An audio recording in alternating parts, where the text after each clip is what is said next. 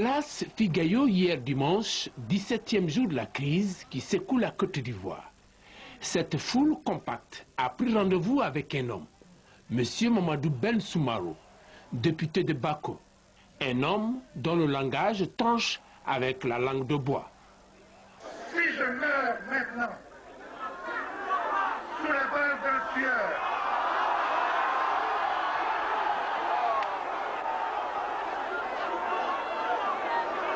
si je meurs d'une crise d'apoplexie, ou d'une morsure de serpent, ou d'une piqûre de moustique, ou d'une embolie cérébrale, c'est Alassane Dramane Ouattara.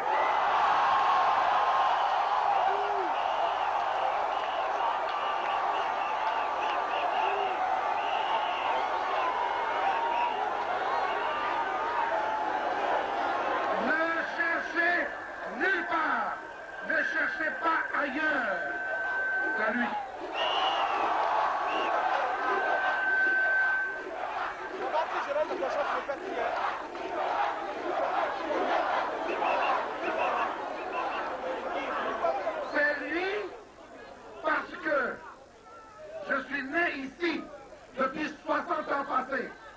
Je n'ai pas d'ennemi. Je n'en ai qu'un seul, c'est lui. Je n'ai qu'un seul ennemi parce que Alassane Dramane Ouattara n'aime pas ce pays. La raison essentielle, c'est cela. Moi aussi, comme tout le monde, je passe des compromis.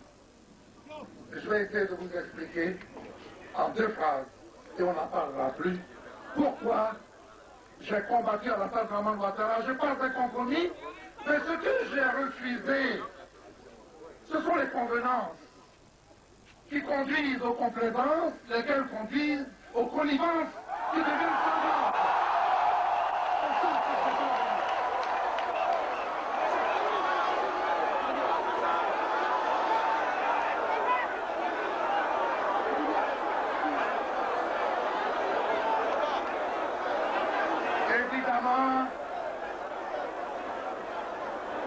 Évidemment, je n'ai pas été compris.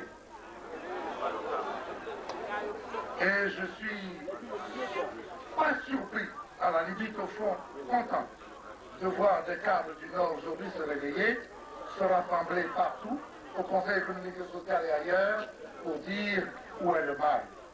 Je suis très content que cela arrive aujourd'hui. Mais dans le cas des faits, comme j'aime mon pays comme vous, j'aurais préféré avoir tort plutôt que d'avoir une guerre à nos portes. Mais voilà ce qui s'est passé jusqu'aujourd'hui. Voilà pour le RDR. Parce que ce que j'essaie d'expliquer depuis des années, c'est que le RDR en tant que tel doit être exonéré de toutes les actions violentes qu'on lui a imposées. On l'a manipulé pour conduire ce parti à cette situation que nous vivons aujourd'hui. Mais les choses viennent de loin. Il faut qu'on prenne les choses d'où elles sont venues. Alors, je vais essayer de me faire comprendre.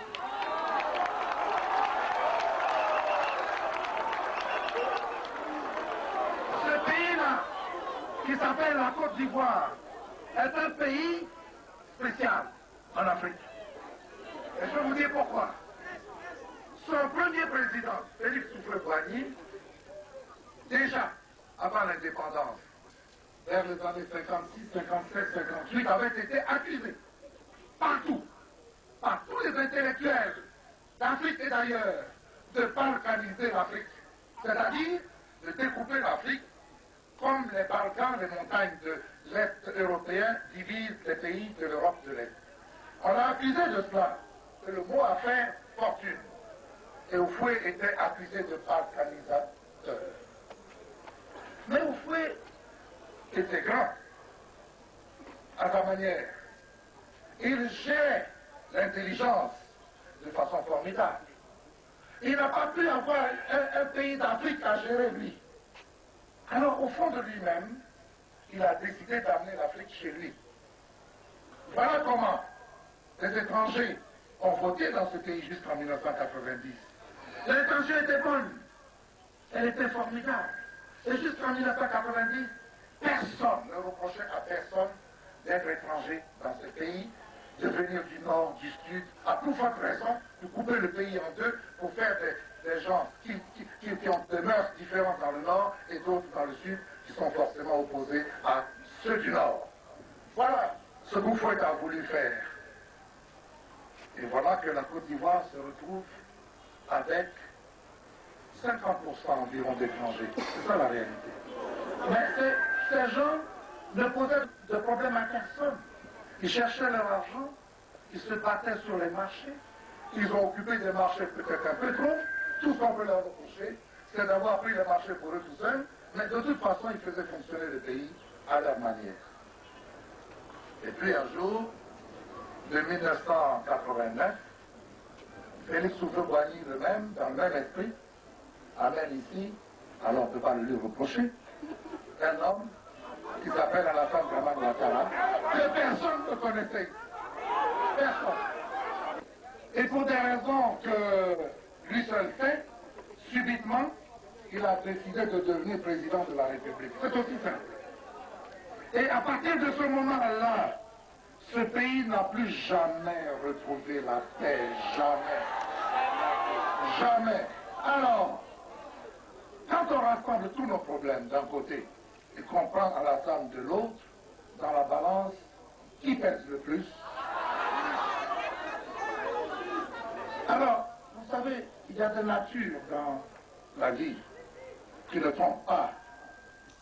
Un homme ne peut pas essayer de tuer un pays, de déstabiliser, promettre ouvertement qu'il va le rendre ingouvernable, promettre à ses habitants qu'ils n'auront jamais la paix sans être le diable, Makina Loka, Gourouza, sans être Belphégor. Il est le diable. Vous sous-estimez cette affaire, Alassane seul a créé les problèmes dans ce pays. Et on ne peut pas dire les choses par leur nom. Il n'y a rien d'autre entre les étrangers et nous. Il n'y a rien d'autre entre les Burkinabés et nous. Il n'y a aucun autre problème. Cela fait 100 ans que nous vivons ensemble. Nous n'avions pas de problème. Ni eux, ni nous. Même sur les terres, nous arrivions en fin de compte à nous entendre, quelque part. Or voilà que débarque quelqu'un qui dit que lui veut occuper le seul fauteuil que les Ivoiriens veulent. Vraiment, on lui dit non. Et quand on lui dit non, d'une manière ou d'une autre, en passant par le droit ou par d'autres moyens, on lui explique qu'il ne peut pas être président dans ce pays. Il vous dit, monsieur, je vais prendre ce pays. Et je vais vous dire pourquoi il ne faut pas sous-estimer ce qu'Alassane Dramane Ouattara dit. On a décidé qu'il n'était pas ivoirien quelque part, ou lui-même s'est arrangé pour ne pas l'être. Et le résultat, oui, parce qu'il a eu trop de nationalité quelque part, voici le résultat que cela a donné. Quand on lui a fait ce reproche, en 1999, il a créé un coup d'État. Croyez-moi, c'est lui qui l'a fait. Je le lui ai dit à lui, où il est aujourd'hui et il m'entendra. Il m'entend ou il m'entendra. Il sait que je le lui ai dit. Que c'est lui qui a fait le coup d'État. Il n'a pas simplement, parce que comme il a des dehors, parce que le vernis craque dès qu'on appuie dessus, il a des dehors civilisés, il avait peur que l'opinion internationale le traite de putschiste. Alors il a mis des gens en avant, en attendant des élections arrangées pour lui, pour devenir président par la voie des urnes truquées. Voilà ce qu'il voulait. Mais c'est lui qui a fait le coup d'État de 1999. Et je l'ai dit.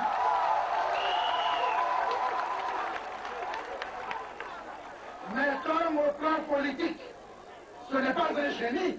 Peut-être en économie, maintenant je ne connais rien. Mais au plan politique, ce n'est pas un génie. Il s'est arrangé pour que ses propres partenaires l'écartent au cours de 2000, aux environs du mois d'avril. Il a été écarté par ses propres partenaires. Et il a commencé à ruminer un autre coup. Et les élections se passent. Et vous savez qui les a gagnées. 25 octobre, Laurent Gbagbo est élu. 26 octobre, passons les détails. 26 octobre, Alassane Dramane Ouattara met les enfants des gens dans la rue et il y a des morts. Mais ça ne lui suffit pas. Ça, c'est la deuxième étape. 99, 2000. Je passe décembre 2000. 4 et 5 décembre, passons. Les 7 et 8 janvier, Alassane Draman Ouattara encore. Parce que dès qu'on cherche les coupables, on les trouve autour de lui. Toujours, mais pourquoi? Mais il nous a promis ça. Et nous ne devons pas nous étonner qu'il nous ait promis cela. On trouve les coupables autour de lui. Et donc Alassane Draman Ouattara, les 7 et 8 janvier 2001, formant un coup, cela fait la 3e fois. 99, 2000, 7 et 8 janvier 2001. Mais en ce moment-là, observez bien ce qui se passe. En 2000, il met des enfants dans la rue, les mains nues. Le 7 et 8 janvier, les gens arrivent armés. Probablement des armes conventionnelles ordinaires. Ensuite, en 2002, il vient maintenant avec une armée. Elle vient de l'extérieur.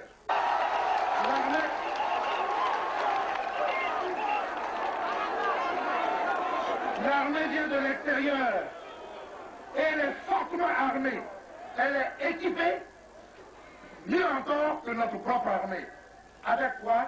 Notre argent qui a été volé pendant que vous étiez malade et qui a été constitué en trésor de guerre. C'est ça qu'on dépense maintenant pour venir nous tuer. Cette armée entre à Abidjan. Elle tue des ministres. Elle tue des gens, des gendarmes, des policiers, des innocents prennent des balles perdues. Même les narcisses de Renault tombent pour rien. Parce qu'Alassane Draman Ouattara a armé ces gens. Mais attention, cela fait la 4e fois. Alors quand je dis qu'il faut se méfier, qu'Alassane ne changera jamais, qu'Alassane ne renoncera jamais, jamais tant qu'il sera vivant, il ne renoncera, vous croyez que je m'amuse? Eh bien, je vous dis.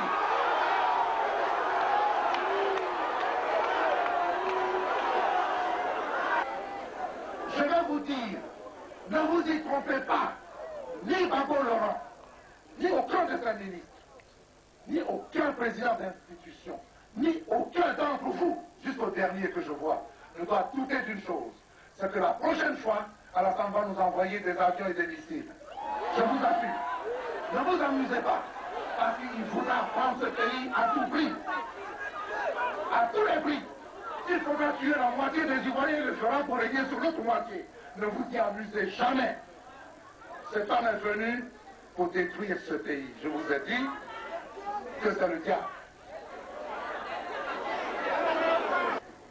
Les Ivoiriens sont des gens formidables, quelle que soit leur couleur. Quand Babo reçoit les terroristes, il rentre en Côte d'Ivoire. Il a réglé 50% du problème parce qu'il est rentré. Un homme est rentré. Et il a dit, je suis de retour. Tous les Ivoiriens sont allés se coucher, on dit le président est là. Pourquoi vous avez l'impression que votre gouvernement, mais il fait quoi? Qu'est-ce qu'ils font là-bas, ces gens? C'est pas vrai.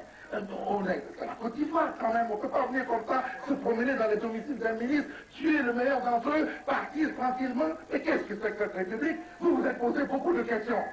Eh bien, beaucoup de choses se passent que vous ne savez pas. Mais c'est pour ça qu'on élit un président. Et quand le président, comme Babo est intelligent et assez intelligent pour résoudre des problèmes, vous avez l'impression, vous êtes pressé, mais il va les résoudre.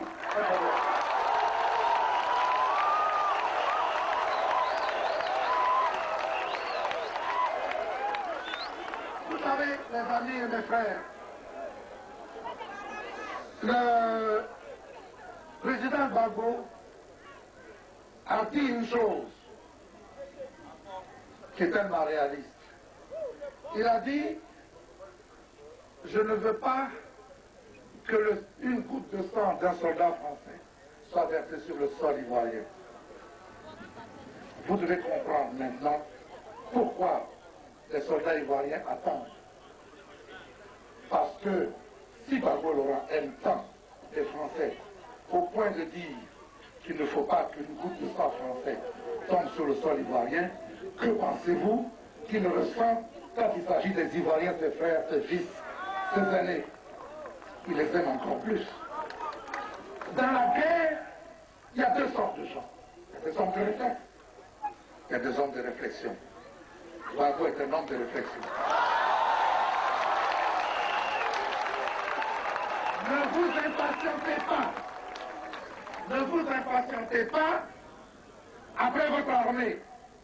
Sinon, qui peut m'expliquer ici pourquoi ces assaillants qui sont si forts, si équipés, qui étaient soutenus par l'extérieur, qui sont venus la nuit pendant qu'on dormait, ont tous quitté Abidjan subitement? Est-ce que c'est une opération du Saint-Esprit? C'est l'armée qui les a chassés. Et vous croyez que cette armée qui a pu faire ça ne peut pas aller les cueillir là-bas? Elle peut le faire, mais en attendant des ordres. Je vais vous expliquer pourquoi les ordres tardent. Pourquoi ils tardent? Parce que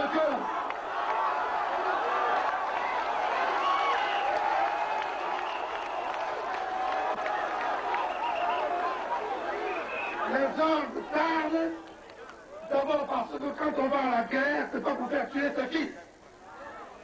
Ça, c'est une inquiétude du président, très grave inquiétude. Il n'en dort pas. Il ne pense qu'à ça. Chaque Ivoirien qui va tomber là-bas est une partie de lui-même qui sera arrachée. Il ne faut pas oublier ça. C'est une donnée fondamentale. Donc, moins d'Ivoiriens tomberont, mieux il se sentira. Première donnée. Deuxième donnée, on dit que nos soldats ne sont pas équipés. Je ne suis pas assez proche de la défense pour savoir s'ils sont équipés, s'ils ne le sont pas. En tout cas, ils sont motivés, ils sont prêts à aller là-bas pour régler le problème. Mais ce que nous ignorons tous et qui est important, et où nous attendent nos adversaires, c'est sur le plan extérieur. Et vous voyez bien, aujourd'hui, les médias internationaux nous traitent comme si c'était nous les agresseurs. Nous sommes assis tranquillement chez nous, des gens débarquent, viennent nous tuer, ils se sauvent pour aller au nord, et quand vous regardez la télévision à Paris, vous avez l'impression que c'est nous qui voulons les tuer. C'est grave. Mais ce ne sont pas seulement les médias. Il y a tous les pouvoirs qui s'exercent là-bas et qui exercent des pressions sur le président pour éviter que nous allions là-bas, au-delà de Tébissou, au-delà de